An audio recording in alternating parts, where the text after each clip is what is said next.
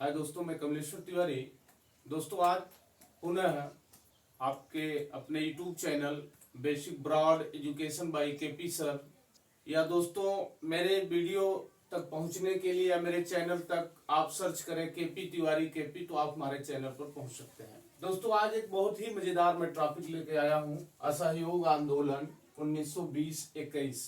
यह आधुनिक भारत के इतिहास में गांधी के नेतृत्व में यह आंदोलन बहुत ही ख्याति प्राप्त किया था और अंग्रेज इससे इतना डर गए थे कि बड़े बड़े चोटी के नेताओं को अंत में उनको गिरफ्तार करना पड़ा।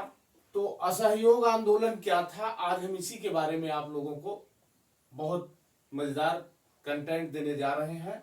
आपको अच्छा लगे तो इसको लाइक शेयर और दोस्तों सब्सक्राइब जरूर करें मेरे चैनल को, यह आपसे मेरी प्रार्थना है।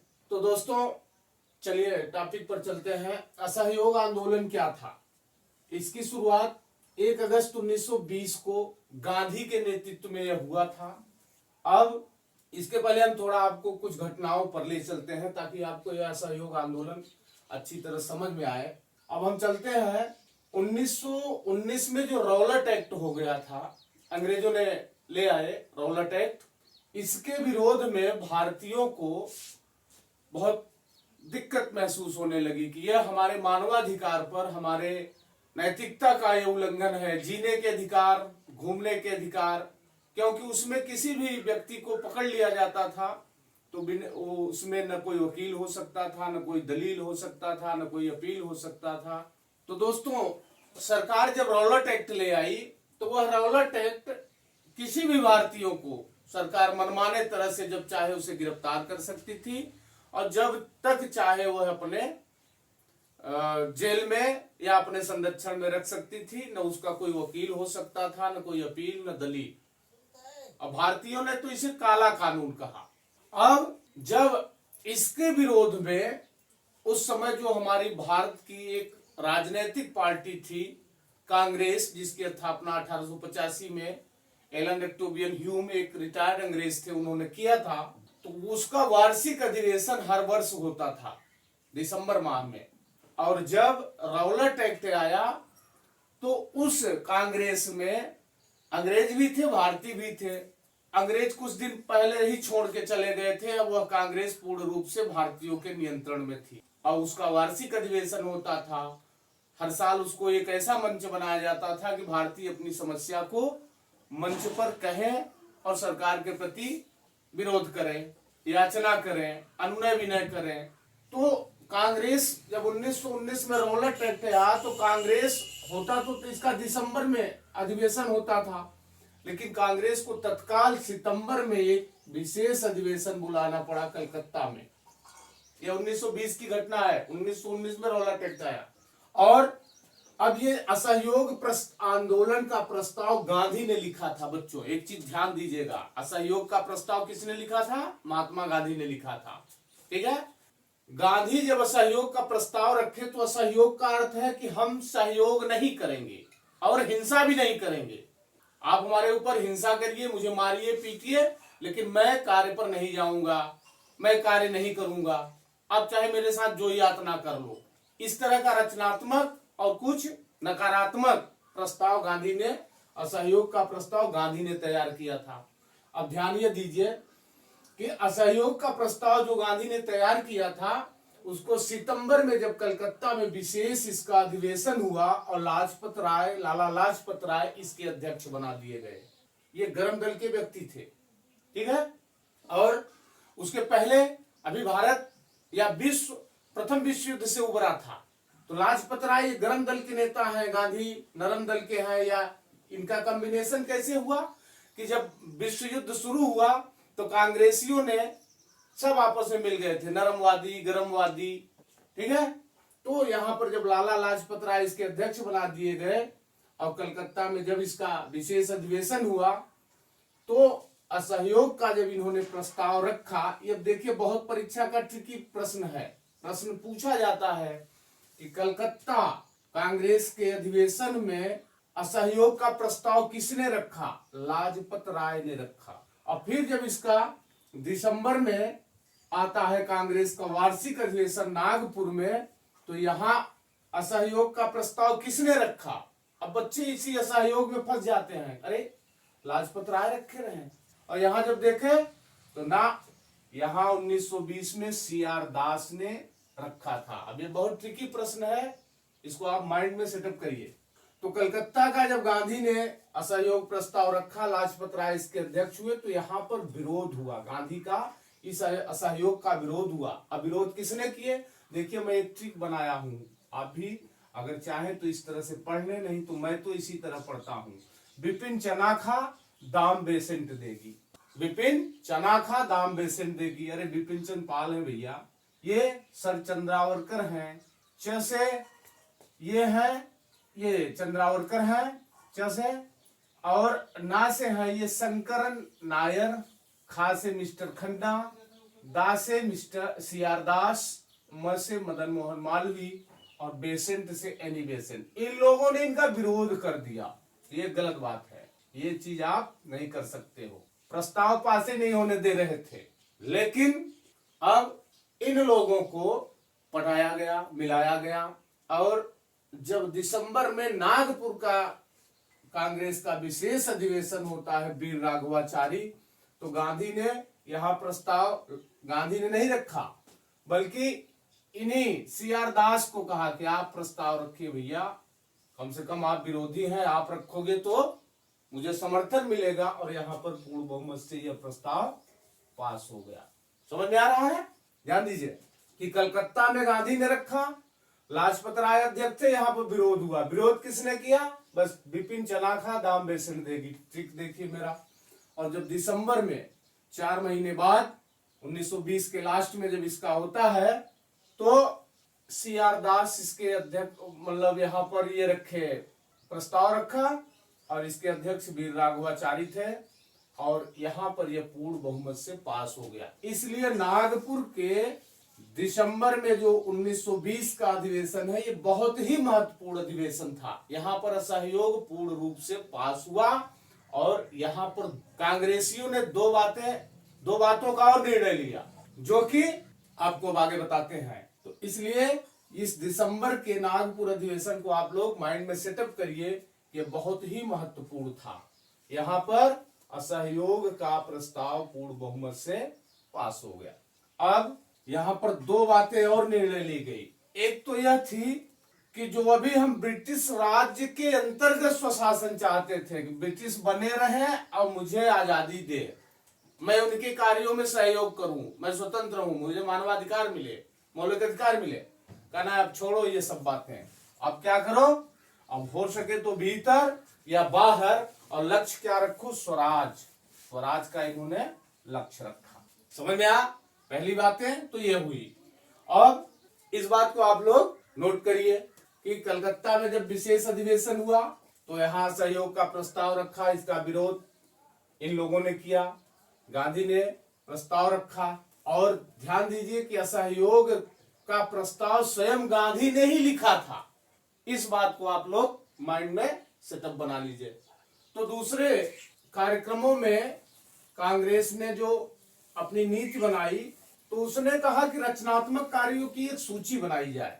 पहले में कि स्वराज का लक्ष्य रखा, और दूसरे में कहा कि हमें रचनात्मक कार्यक्रमों की एक सूची बनाई जाए। और यहीं पर गांधी जी ने कहा था, बच्चों, उनका एक बहुत ही फेवरेट कथन है, 1 वर्ष में स्वराज। यहाँ पर गांधी जी ने नारा दिया। गांधी जी 1 वर्ष में स्वराज, किसने नारा दिया? महात्मा गांधी ने कहा, मुझे असहयोग आंदोलन के अंतर्गत इतने ओज में थे कि मुझे 1 वर्ष के अंदर स्वराज चाहिए। ठीक है।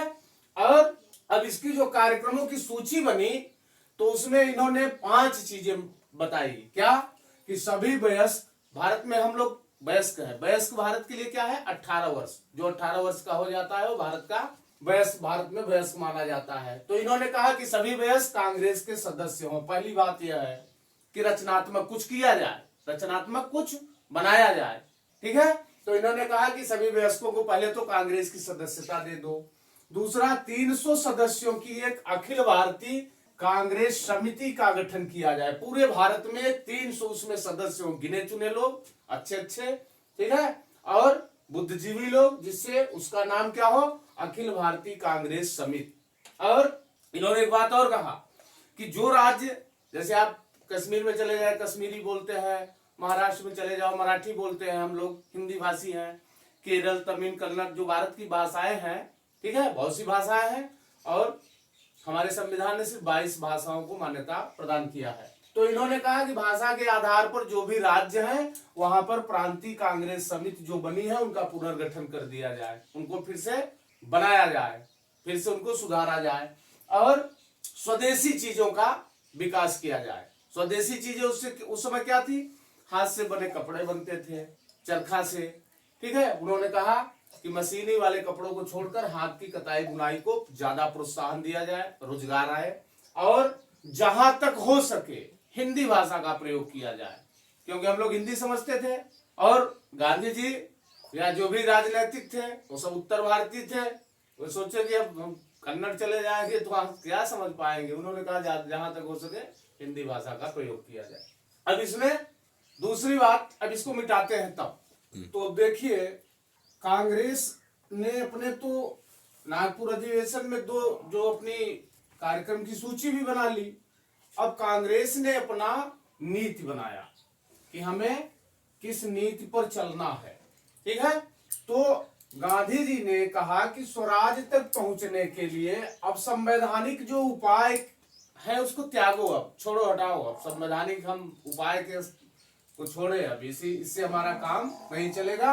अब बल्कि क्या हो, शांतिमय और उचित तरीके से, ठीक है, हिंसा द्वारा नहीं, आप क्या करो, अपील करो, आवेदन दो, मांग रखो अपनी, और कर देने से मना करो, सरकार को आप लोग कर न दो, जैसी यह सीधी कार्रवाई अपनाने पर इन्होंने जोर दिया और कहा कि यह सब आप लोग अपनाओ, यह कांग्रेस की नीति थी, ठीक है।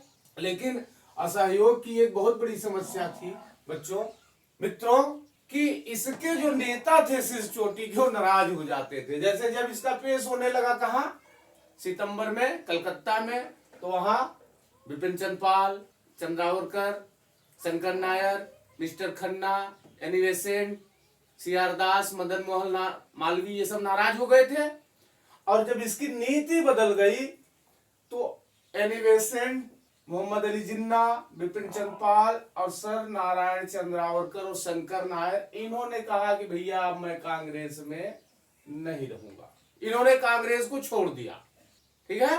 असहयोग का ये बहुत बड़ी दुर्भाग्य थी। असहयोग आंदोलन में जब असहयोग प्रस्ताव पास हो रहा था तो इसके काफी नेता नाखुश हो चले थे। अच्छा, एक बात ध्यान दीजिए, 1 अगस्त 1920 को ही असहयोग आंदोलन शुरू हो गया था, ठीक है। गांधी ने, और अगस्त के बाद सितंबर और फिर दिसंबर में फिर उनके प्रस्तावों को पास कराया गया। लेकिन अगर आपसे पूछा जाए तो सितंबर और दिसंबर में मत भटकिएगा, आप ये समझिएगा कि इसका आंदोलन को गांधी 1 अगस्त 1920 को शुरू कर दिए थे, ठीक है। तो दोस्तों, असहयोग का जो कार्यक्रम बना उसके 2 भाग बनाए गए, एक तो रचनात्मक हुआ और दूसरे में नकारात्मक। रचनात्मक में हम कुछ रचना करें, कुछ स्थापित करें। तो जैसे रचनात्मक में क्या किए कि भारतीयों ने सोचा कि राष्ट्रीय विद्यालय बनाए जाएं, अपना विद्यालय हो, हम अंग्रेजों के विद्यालय में पढ़ने न जाएं, तो राष्ट्रीय विद्यालय की स्थापना की जाए। और भारतीयों ने 800 नए राष्ट्रीय विद्यालयों की स्थापना कर दी, सोचिए। दूसरा था पंचायती अदालतों का हम लोग स्थापना करें, हम लोग अंग्रेजों के न्यायालय में अब अदालतों में न्याय मांगने नहीं जाएं, आपस का समझौता अपने पास ही कर लें। दूसरा, हिंदू और मुसलमानों को नजदीक लाया जाए, और जब हिंदू मुसलमान नजदीक होंगे तो क्या होगा, अस्पृश्यता का अंत किया जाए, छुआछूत को भेदभाव मिटा दिया जाए, और स्वदेशी का प्रचार किया जाए, कताई बुनाई हाथ से बने साधनों का इसमें प्रचार किया जाए। ये तो था भारतीयों का रचनात्मक कार्यक्रम। अब दूसरा इन्होंने नकारात्मक में क्या किया, अवैतनिक पदों से त्यागपत्र, और स्थानीय निकायों में जो हम चुने जाते थे ना उस समय, ग्राम पंचायतों, जिला पंचायतों, क्षेत्र पंचायत में जो आज पद है, या विधानमंडल, विधानसभा, इन पदों में अगर कोई भारतीय नामांकित है तो उस पद से वह त्याग पत्र दे। यह इनका पहला यहां हुआ। दूसरा, इन्होंने उपाधियों का अंत कर दिया जाए, जो हमें अंग्रेजों ने उपाधियां दिया है मैं इसको वापस कर दूं, मुझे उपाधियां नहीं दी जानी, मुझे नहीं चाहिए। और इसी के तहत महात्मा गांधी ने अपना कैसरे हिंद और जूलू युद्ध पदक, जो वो भारतीयों को युद्ध में सहयोग के लिए, प्रथम विश्व युद्ध में अंग्रेजों ने जो उनको जूलू पदक युद्ध पदक दिया था उसको वापस कर दिया, और बोअर पदक को भी गांधी जी ने यहां पर वापस कर दिया असहयोग आंदोलन के दौरान। अब प्रशस्तियों को लौटाना, फिर बहिष्कार किया जाए। किसका बहिष्कार किया जाए? सरकारी स्कूलों का बहिष्कार। भैया हम अपनी स्कूल बनाएंगे, कॉलेज में नहीं जाएंगे। अब देखिए यहां पर 90,000 लोगों ने, बच्चों ने स्कूल और कॉलेज को छोड़ दिया। कितने हजार? 90,000 छात्रों ने स्कूल और कॉलेजों को छोड़ दिया। और अदालतों का बहिष्कार, विदेशी कपड़ों का बहिष्कार। अब असहयोग आंदोलन में एक चीज ध्यान दीजिए कि विदेशी कपड़ों का बहिष्कार यह इतना सफल रहा कि सबसे ज्यादा उपलब्धि इसी को मिली, विदेशी कपड़ों का बहिष्कार। लोगों ने विदेशी कपड़ों को इकट्ठा करके होलियां जला दी उनको, इतना यह पॉपुलर रहा। और सरकारी उत्सव अगर समारोह मुझे बुलाया जाता है तो कोई व्यक्ति वहां नहीं जाएगा, और विदेशी वस्तुओं का कोई भी विदेशी वस्तु हम न ले। ठीक है। अब यह जो है, जब सरकारी अदालतों का बहिष्कार हुआ तो हमारे जो शीर्ष चोटी के भारत के बैरिस्टर थे, जैसे मोतीलाल नेहरू, राजेंद्र प्रसाद, लाला लाजपत राय, विट्ठल भाई पटेल, सरदार वल्लभ भाई पटेल, CR दास, इन्होंने ना अदालतों का त्याग पत्र दे करके ये आंदोलन में कूद पड़े कि आंदोलन को, असहयोग आंदोलन को चलो सब कोई मिलकर इतना कर दिया जाए कि गांधी जी ने जो कहा था कि 1 वर्ष के अंदर स्वराज, उसको हम लोग लेके रहेंगे। अब यह उत्तर भारत, जहां हम लोग उत्तर भारत में रह रहे हैं, उत्तर भारत, पश्चिम भारत और बंगाल में यह आंदोलन अभूतपूर्व सफलता प्राप्त किया। असहयोग आंदोलन इतना ज्यादा पॉपुलर था कि अंग्रेजों को भय होने लगा इस आंदोलन से। अब देखिए क्या था, इसी समय जब कांग्रेस अपने चरम पर चल रही थी, उसी समय देश को एक बहुत बड़ा झटका लगा। बाल गंगाधर तिलक का निधन हो गया। हमारे जो महानायक थे बाल गंगाधर तिलक, राष्ट्रीय आंदोलन के अग्रदूत, उनका निधन हो गया। अब यह असहयोग आंदोलन को एक झटका था। तो कांग्रेस ने जब 31 मार्च को 1921 को विजयवाड़ा में कांग्रेस का अधिवेशन किया। अब इस बात को ध्यान दीजिए, यह अधिवेशन मार्च में हो रहा है, जबकि कांग्रेस का वार्षिक अधिवेशन दिसंबर में होता था। अब जब 31 मार्च 1921 को विजयवाड़ा कांग्रेस का अधिवेशन हुआ तो यहां पर यह निर्णय लिया गया कि तिलक स्मारक के लिए 1 करोड़ रुपया इकट्ठा किया जाए, और उस रुपए का क्या हो कि समस्त भारत में 20 लाख चरखे बांटे जाए निःशुल्क, ताकि भारतीय स्वयं हाथ से अपनी कताई बुनाई कर सके, स्वदेशी वस्तुओं का विकास कर सके। और यह निर्णय लिया गया विजयवाड़ा कांग्रेस अधिवेशन में। अभी एक बात यहाँ की मजेदार है जो आपको मैं बता रहा हूं, जो शायद आप जानते भी होंगे, कुछ लोग नहीं जानते होंगे, तो जो नहीं जानते हैं वो जाने कि यहीं पर गांधी संबोधन दे रहे थे, स्वदेशी वस्तुओं को पहनो, खादी को पहनो। उसी समय एक कार्यकर्ता खड़ा हुआ और गांधी जी को कहा कि गांधी जी, खादी बहुत महंगी है, इसको कैसे पहना जाए, जुट नहीं पाएगा, हम लोग सामर्थ्य नहीं है। तो यहीं पर गांधी जी ने लोगों को एक मंत्र दिया था कि एक धोती खरीदो और उसी को पहनो और उसी को ओढ़ लो, इससे तुम्हारा पूरा बदन ढक जाएगा। और इसी प्रतिज्ञा को गांधी जी ने आजन्म निर्वाहन किया। आज भी उनकी जहां आप फोटो देखते होंगे तो गांधी एक लंगोटी में आपको दिखाई देंगे। यही उन्होंने शपथ लिया था विजयवाड़ा कांग्रेस अधिवेशन में। शायद आप लोग, ज्यादातर लोग नहीं जानते हैं, यह मैं जानता हूं। ठीक है। तो तिलक स्मारक में यहाँ 1 करोड़ रुपए इकट्ठा किया जाए, समस्त भारत में चरखा बांटा जाए। अब बहिष्कार में शिक्षा का जो सर्वाधिक बहिष्कार हुआ वो बंगाल में हुआ। यहाँ पर छात्रों ने स्कूल कॉलेज को ज्यादा से ज्यादा छोड़ा। 90,000 जो विद्यार्थी छोड़ दिए थे उसमें ज्यादातर बंगाल के थे। और यहीं पर नेशनल कॉलेज कलकत्ता जब स्थापना की गई तो सुभाष चंद्र बोस इसके प्रधानाचार्य बनाए गए और पंजाब में लाला लाजपत राय की अगुवाई में यहाँ पर शिक्षा का विरोध हुआ।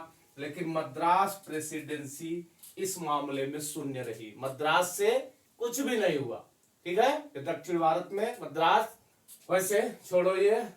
और सर्वाधिक एक प्रश्न आया था टीजीटी का है कि जो असहयोग आंदोलन के कार्यक्रम में नहीं था लेकिन उसका सर्वाधिक प्रभाव पड़ा था असहयोग आंदोलन में, वह था शराब और ताड़ी की दुकान पर धरना देना। यह असहयोग कार्यक्रम में नहीं था लेकिन लोगों ने शराब और ताड़ी की दुकानों पर इतना धरना दे दिया कि सरकार के इतने राजस्व की हानि हुई कि वह घबरा गई। यह परीक्षा का ट्रिकी क्वेश्चन था जो कि ज्यादातर परीक्षार्थी इसमें फंस गए थे। ठीक है, कि शराब और ताड़ी की दुकान पर धरना। और सब कार्यक्रमों की सूची थी, सरकारी उपाधियों का अंत और विद्यालयों की स्थापना, लेकिन उसमें एक बात इसको भी घुसेड़ दिया था और यही जो था कि उस कार्यक्रम में यह नहीं था। ठीक है, अब यह तो आंदोलन चरम पर था। 31 मार्च को विजयवाड़ा कांग्रेस का अधिवेशन हुआ, तिलक जी की मृत्यु हो गई। अब देखिए इसके असहयोग आंदोलन आगे क्या कर रहा है। तो अब देखिए, आप लोग ध्यान दीजिए कि जब 17 नवंबर 1921 को एक घटना थी भारत में, असहयोग आंदोलन के ही समय प्रिंस ऑफ वेल्स भारत आ गए। और जब यह भारत आए तो समूचे भारत में उस समय आंदोलन चल रहा था। और जब ये बंबई पहुंचे तो यहाँ की सड़कें जो थी एक पूरी वीरान और उजड़ी इनको मिली और देश भर में इनके आने का हड़ताल मनाया गया, हड़ताल चल रहा था। अब सरकार की दमन नीति जो थी वो और तेज हो गई। अब उस समय कांग्रेस में एक यह भी था कि हिंदू और मुसलमान नजदीकियां लाए, अस्पृश्यता का अंत हो। अब जब सरकार पूरे भारत में हिंदू मुसलमान या अर्थात पूरे लोग जब एकजुट होकर असहयोग आंदोलन कर रहे थे, सरकार असमर्थ हो गई, इस पर वह प्रतिबंध नहीं लगा पाई। और जब सरकार असमर्थ प्रतिबंध न लगा पाई तो इन्होंने अली बंधु, शौकत अली, मोहम्मद अली, चित्तरंजन दास, मोतीलाल नेहरू, लाला लाजपत राय और मौलाना आजाद, ये जो शीर्ष चोटी के नेता थे, इनको पकड़कर जेल में डाल दिया, गिरफ्तार कर लिया। ठीक है, और कांग्रेस और खिलाफत कमेटी, खिलाफत आंदोलन भी इस समय चल रहा था क्योंकि जो ब्रिटेन ने टर्की का विभाजन किया था इससे मुसलमान रुष्ट हो गए थे, उन्होंने खिलाफत आंदोलन शुरू किया था और इसी खिलाफत से ही कांग्रेस और खिलाफत मुसलमान नजदीकिया आपस में नजदीक हुए थे। और इसी खिलाफत को कांग्रेस और खिलाफत दोनों को सरकार प्रतिबंध लगा दिया। इन्होंने कहा कि आप यह काम नहीं कर सकते हो और शीर्ष चोटी के जो नेता थे इनको गिरफ्तार करके जेल में डाल दिया। अब नजदीकी लाने में जैसे मुसलमान और कांग्रेस इतना नजदीक हुए कि ये कट्टर आर्य समाजी नेता थे श्रद्धानंद, इनको मुसलमानों ने जामा मस्जिद में न्योता दे दिया और भाषण दो। परीक्षा का पूछा जाने वाला है, आमंत्रित किसको किया गया था भाषण देने के लिए जामा मस्जिद में? श्रद्धानंद, ये कट्टर आर्य समाजी थे। तो सिखों ने क्या किया, अब देखिए मित्रता का भाव कि इन्होंने स्वर्ण मंदिर की चाबी डॉक्टर किचलू को दे दिया, सैफुद्दीन किचलू को, ये मुसलमान नेता थे। ठीक है, और अब यह नवंबर घटना है। इसी समय 1921 में अली बंधु ये जो थे ये हिंसा का भड़काऊ भाषण दे रहे थे और हिंसा बढ़ रही थी और इनके भाषण को सुनकर मालाबार में केरल मोपलाओं ने विद्रोह कर दिया। उस समय की असहयोग आंदोलन की एक और महत्वपूर्ण घटना थी मोपला विद्रोह 1921 मालाबार केरल। ठीक है, पूछा जाता है असहयोग आंदोलन के समय कौन सा आंदोलन और हुआ था, उसमें 3-4 ऑप्शन दे दिए, उसमें मोपला का विद्रोह भी डाल दिए। मोपला विद्रोह हुआ था तो मोपला विद्रोह पढ़ाएंगे आगे।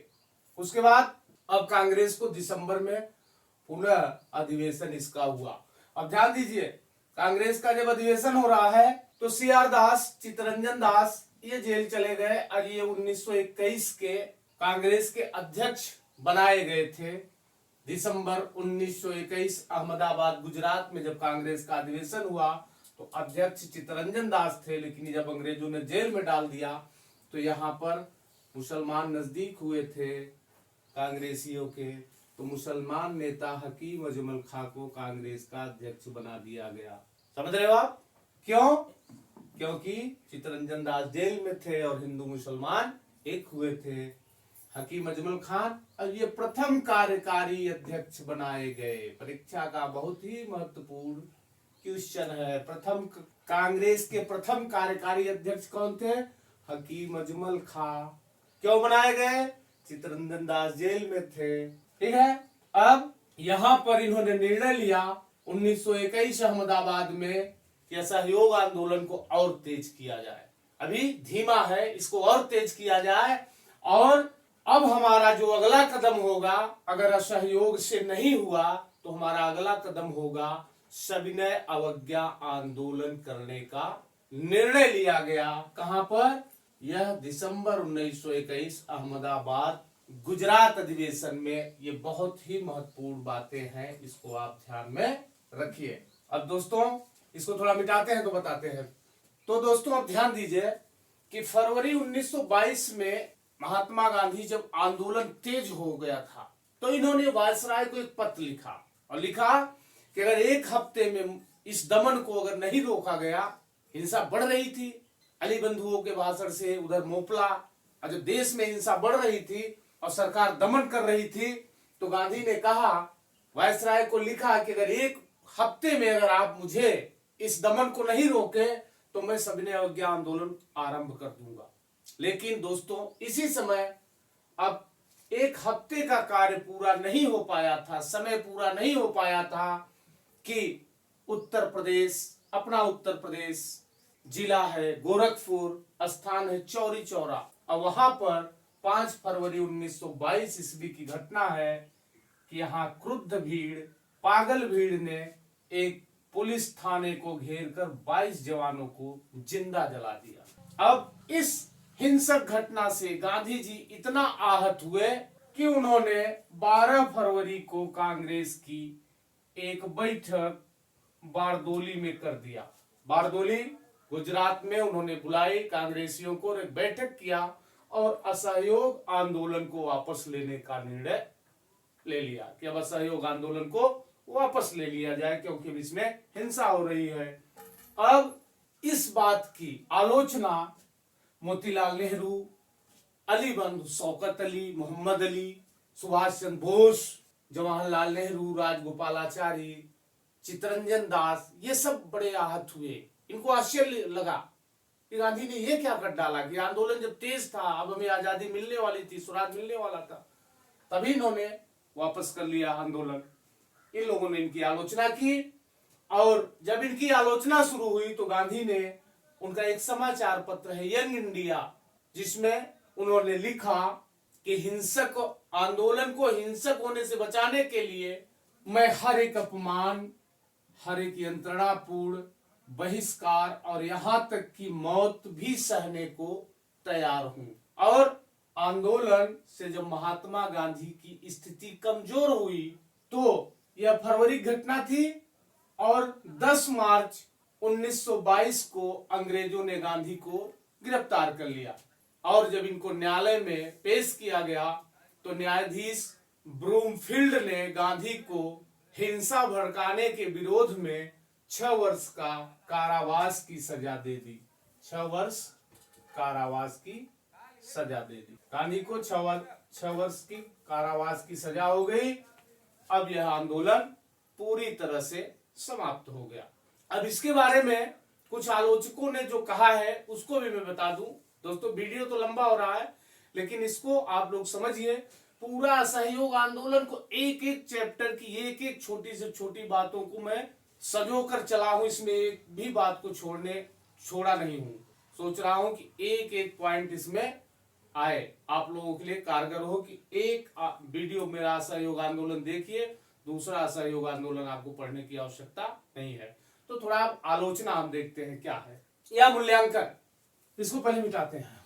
तो दोस्तों असहयोग आंदोलन का हम थोड़ा मूल्यांकन कर ले। यह पहला जन आंदोलन था और इसने 2021 में जो देश में हिंदू मुसलमानों का यह एकजुटता हुआ वह पहले कभी नहीं देखा गया था। और गांधी ने इस आंदोलन को, तो दोस्तों इसका मूल्यांकन हम कर लें, यह पहला जल आंदोलन था और इसमें हिंदू मुस्लिम एकता का जो सामान्य में देखने को मिला वह कभी नहीं। 1922 में जब गांधी चले गए जेल तो 1923 और 27 के बीच भारत में बहुत ही जन आंदोलन हुए और जो एकजुटता असहयोग आंदोलन में देखने को मिली थी वह कहीं नहीं।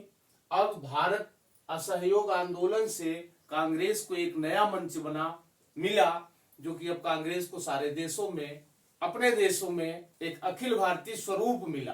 दोस्तों यही था मेरा आज का असहयोग आंदोलन और इस वीडियो में एक एक बातों को सजो के चला हूं। दोस्तों आप इस वीडियो को देखने के बाद लाइक कमेंट शेयर जरूर करें। मैं आपका दोस्त कमलेश्वर तिवारी, धन्यवाद। फिर मिलते हैं नेक्स्ट वीडियो में। स्वराज पार्टी की स्थापना 1923। धन्यवाद।